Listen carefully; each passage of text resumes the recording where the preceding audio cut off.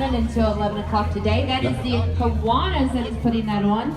And I don't know about you, I'm not big on pancakes, but their sausage was so good. They always have the best sausage. I don't know where they get it from. It's probably that real cheap stuff, but it is good. It's good stuff. That is the one thing that I remember every year. 10th, and that is where your registration is going to be. And you can just come on up and register your vehicle. I'm not sure how long they'll be doing it for, but they're doing it now. There's currently no waiting, so come on up here and see them. Also, they have a 50-50 pot going on, and somebody's going to win some cash money today, you know. I've heard that people in Huntsville, at least I know. Get your car link just for $25. $5 more, and you can get a whole car link full. But you can't do it if you don't play. You can't win. That's interesting. I'm going to check race.